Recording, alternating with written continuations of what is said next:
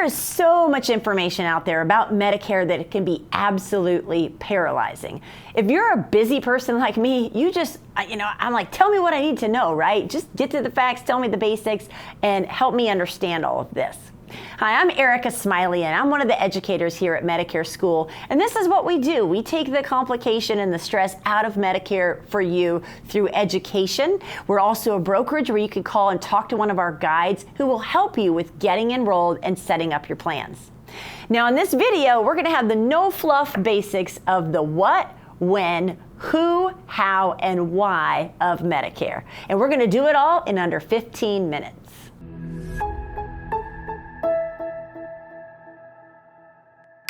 All right, so we said we were going to be basic. First of all, what is Medicare? So Medicare is a federal health insurance program for people 65 years and older, or people who have certain disabilities like late end-stage renal disease, Lou Gehrig's disease, or if they've been a Social Security disability for 24 months or longer. So that's who can qualify for Medicare. Okay, now let's look at all of the different parts of Medicare. You may have heard all these different letters. Let's go through each one and kind of what they mean.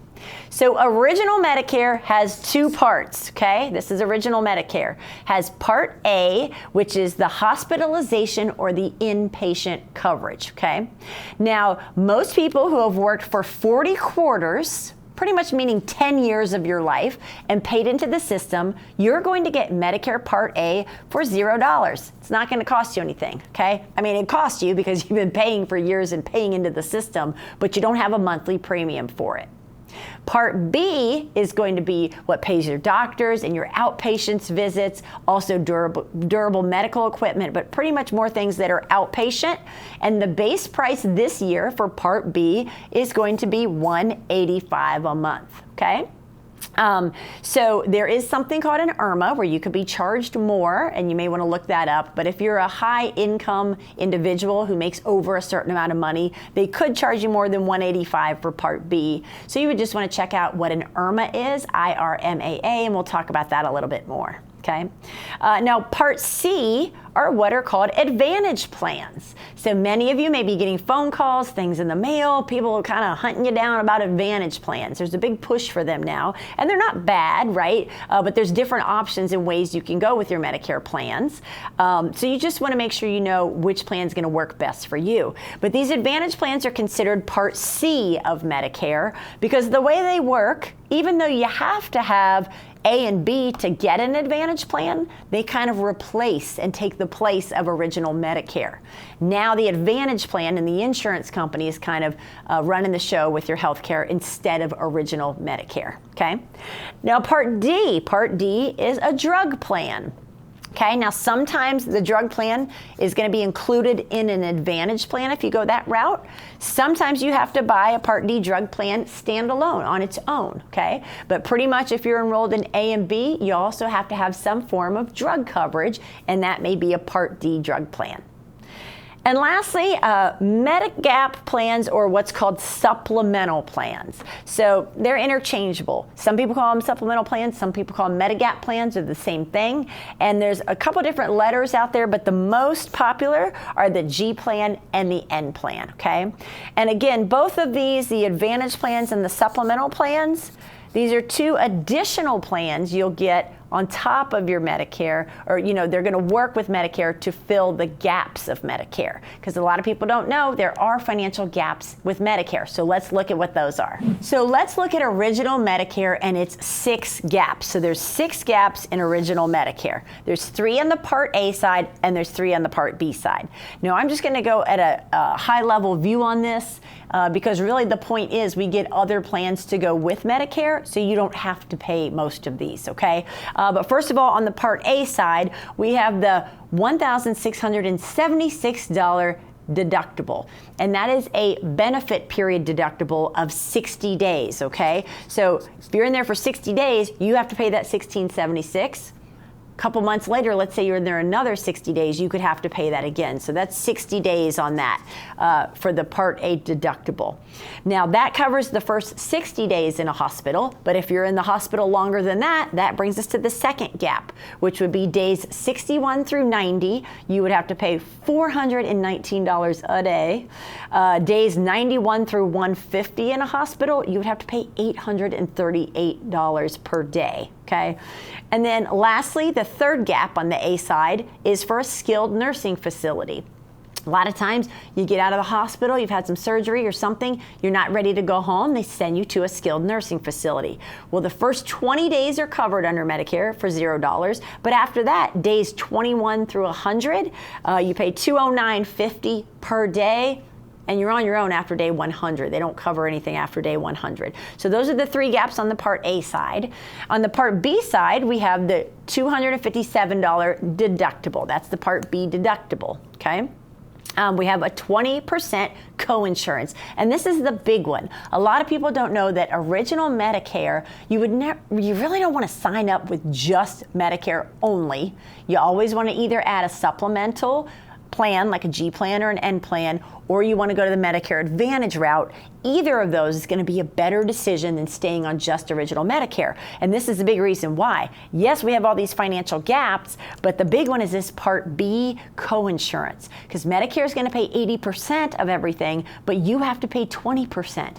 So imagine if you're in the hospital for a month and or you have cancer or something happens and you rack up hundreds of thousands of dollars of medical bills, you would be responsible for 20% of that. And there's no cap on that, okay? So that's kind of the most dangerous, one of the more dangerous gaps there, okay? And then lastly, there's something called excess charges. So that just means if some doctors don't accept Medicare assignment, they can charge an excess charge of 15%. Now, not a lot of doctors do this. It's very rare, but it can happen and you would be on the hook for that, okay? So these are the 6 gaps of original Medicare, and this kind of sets up why we need to go in one of either 2 directions, which is a supplemental plan, like a G plan and an N plan, or an Advantage plan. So let's look at how those 2 different things work. Okay, so we just showed you what original Medicare would look like, right? Part A is $0. For most people, 99% of people, Part B is going to be at $185 a month or higher. And then here's all the financial gaps, okay? You leave yourself at a lot of financial risk if you stick with just original Medicare. So now let's look at what these supplemental plans do. How do they work? Well, a supplemental plan, it's through a private insurance carrier, and you would add this in addition to Medicare. So it's going to work hand in hand with Medicare. Anywhere Medicare will pay, your supplemental plan will pay with it. Okay, so you have to have Part A and B to have a supplemental plan. You're going to pay that monthly premium for Part B, whether that's $185 or higher. And then there is an additional cost for a supplemental plan. So that cost can be anywhere from $150 upwards of $200 a month, depending on where you live, okay? So it does vary state to state. So just know if you do a supplemental G plan, that's gonna be the average cost. And let's show what that covers. So actually, if you have the G plan, it's gonna cover everything, all of these gaps, okay? So we're gonna cross off all these gaps except for this $257. So if you have a G plan, you're going to pay your monthly Part B premium. You're going to pay whatever it costs for your G plan, which we said is about $150 to $200 a month, depending on where you live. And then on top of that, the only thing you're going to pay is that one-time calendar year Part B premium, which is $257. Your first $257 of care, and after that, everything else is going to be covered for the rest of the year. So you can see now where the G plan, the supplemental plans work hand in hand, okay? Hey, if you found this video helpful, do us a favor. Go give us a like. We always appreciate it. And subscribe so you don't miss out on any of those future videos. And leave us a comment. We'd love to hear what you have to say. We love to answer any questions you have. That's what it's here for. So drop us a comment below. All right, so we looked at what the G plan covers, what gaps are covered there. Let's look at the N plan. So a G plan is the most comprehensive coverage when we're talking about the supplemental plans, and an N plan is just kind of one step down. So of all these gaps that we want to transfer the risk, we don't want to pay for this stuff, right? We want to transfer it to an insurance company. The N plan could be a good option for some people if you have a budget, but you still want a supplemental plan. So where we said those G plans could be $150 to $200. The N plans range, I've seen them as low as $90, upwards of like maybe $130-ish on the high end. So some people can save $40 or $50 a month going with an N plan versus a G plan. And it's still very comprehensive coverage. So let's look at kind of what these are. So when we're looking at the gaps, the 6 gaps, also, we're going to have that $257 that we pay. So just like with the G plan, you're going to pay that $257. But we're going to get rid of all these gaps on the A side. So we've taken care of all the gaps on the A side. And we're going to get rid of this 20% coinsurance. So that gap is also filled with the N plan. The only thing left is that $257 you would pay out of pocket, and then the excess charge. So again, if a doctor did not accept assignment and they would charge 15% overage, with an N plan, you would be responsible for that. But again, it's very few doctors who allow this. There's some states where it's actually illegal. I want to say like Connecticut, Minnesota, Massachusetts, New York, Ohio, Pennsylvania, I think it's Vermont, and Rhode Island are, I think, the ones where the doctors can't even charge this. So if you live in one of those states, you're totally covered with this. Everywhere else, it's like not many doctors, like less than 4 or 5% who actually charge the excess charges. Now, the only other thing you would have to pay with the N plan versus the G is a $20 copay, up to a $20 copay when you go to the doctor, and then possibly up to a $50 copay for like an emergency room. And a lot of times they will credit you that back if you're admitted to the hospital. So that's a quick glance at the supplemental plans, but let's look at these advantage plans. So remember, again, these are what they call Part C of Medicare because they're actually going to replace original Medicare. So now original Medicare is no longer who's being billed for your medical services, it'll be the private insurance company. Okay. Now, most of these advantage plans, unlike the supplemental plans, they have a $0 premium, so you usually don't pay anything for them every month, but you pay as you go.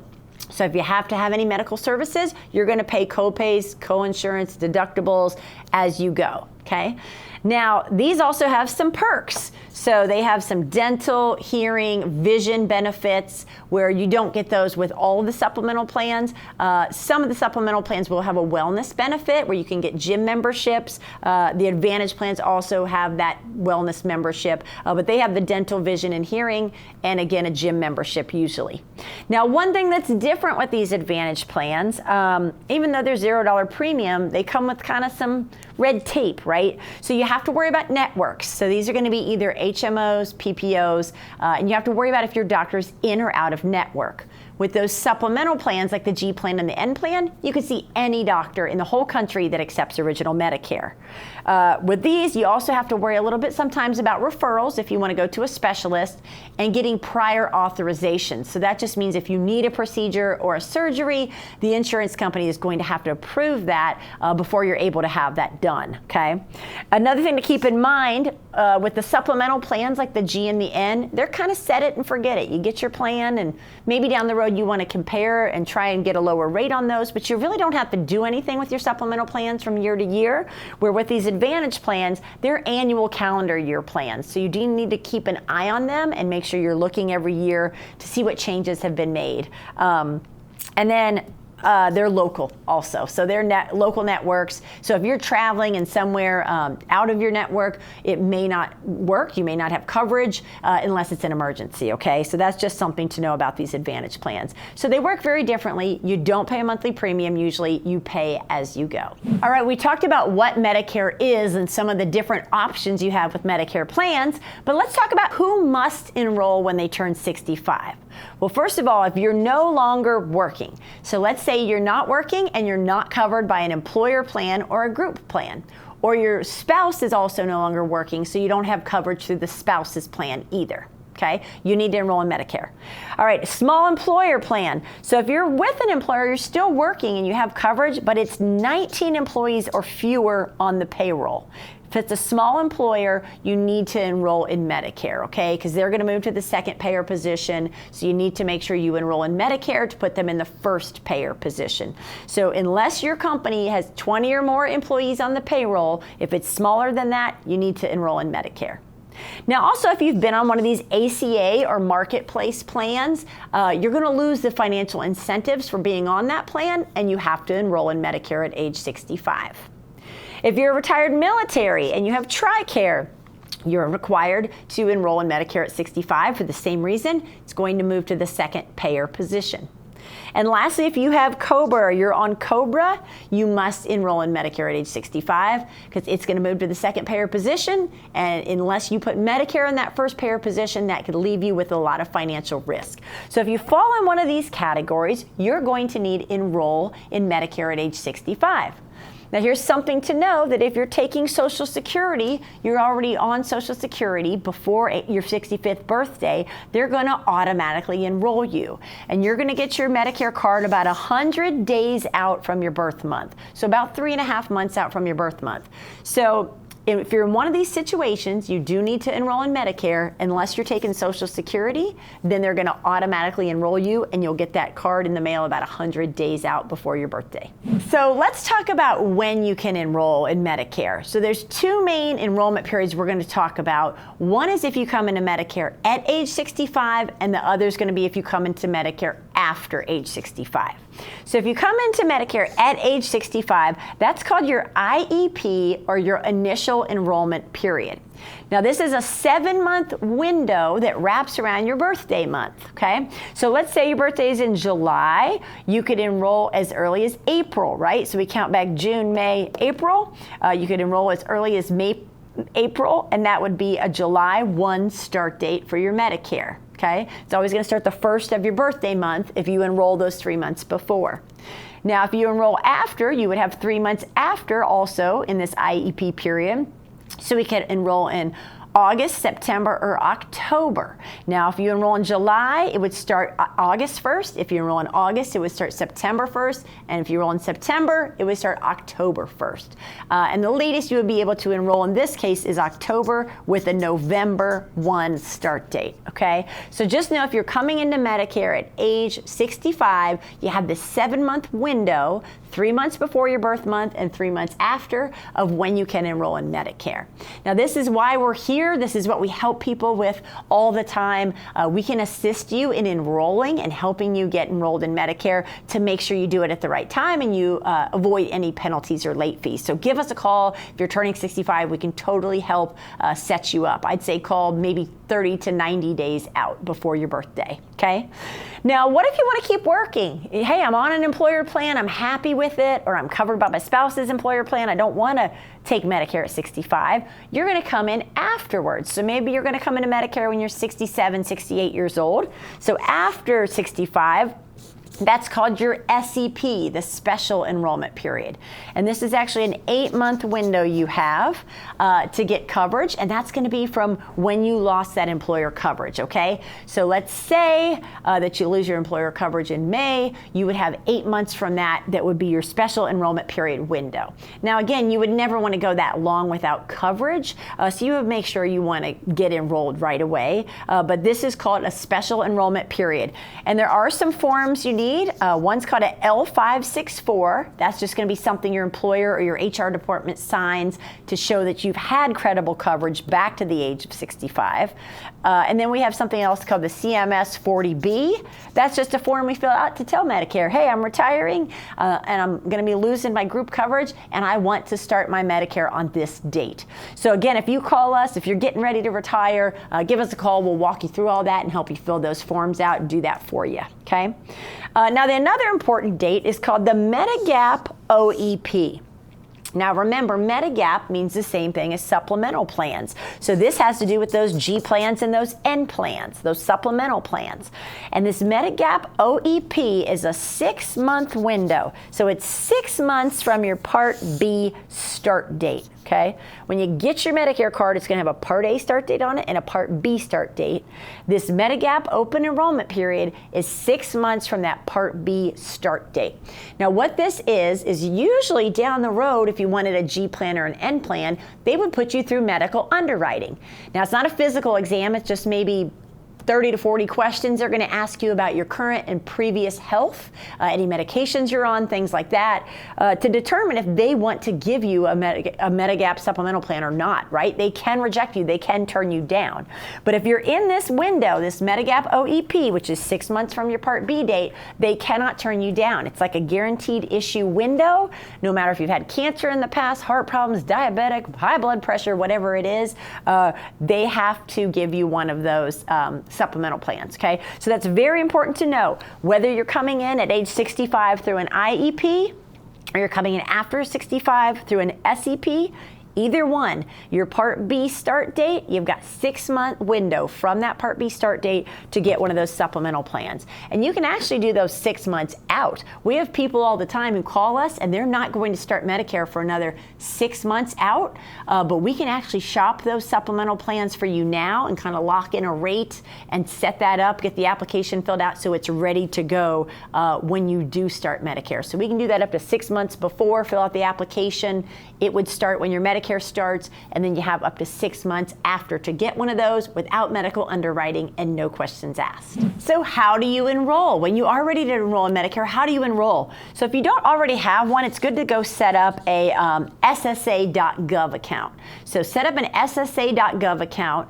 There's a couple different ways to log in there, but once you get this set up, it's kind of nice. Not only can you go in there and kind of see stats about your Social Security, what you would get if you took it at certain ages, but this is where you can also enroll in Medicare. You can enroll in Part A only, you can enroll in both A and B, again, if you call us, we can walk you through and help you go online and fill this out and get everything set up, okay?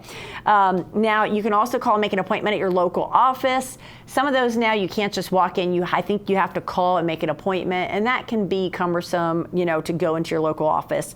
If you can do it online, it's easy. Also, we can help you get the forms you need. So we talked about that L564 form if you're coming into Medicare after 65, the CMS 40B, any of the paper forms, we have those as well to help you enroll, and we can do those for you. And you can either fax those in, drop them off. Some of these have local drop boxes where you can drop it off at your local Social Security office, or you can mail them in. If you're going to do that, we always say do multiple ways. Like I would fax it and drop it off, or I would fax it and put it in the mail. And then, like we said, the easiest way is probably to do it at SSA.gov. But this is what we do. We help people get enrolled. It doesn't have to be complicated or stressful. Just give us a call and we'll help you out with that. So the last thing we want to talk about is the why, and that's why do you need a professional to help you with this? Medicare can be stressful. It can be confusing. And we just really want to help you take the stress out of it. Also, we can act as a personal shopper for you. So with these different plans, supplemental plans, advantage plans, there's many different carriers out there, and there's many different plans that you could go with. So we don't work for one company. So we can actually look, we work with many companies, lots of the different carriers, so we can actually look at all the different plans out there for you and help you compare them. Also, a lot of people don't know that the carriers set their rates for this. So it doesn't matter if you talk to us, if you talk to 10 other brokers, you're going to get the same rate for that G plan or for that N plan. You're going to see the same advantage plans in your area. So you really want to make sure you talk to somebody who's an expert, okay? So we want an expert. That's all we do here at Medicare School is Medicare. So you want to make sure you got somebody who knows what they're doing so you don't end up missing critical enrollment periods, you don't have any penalties or any fines or make any mistakes, really.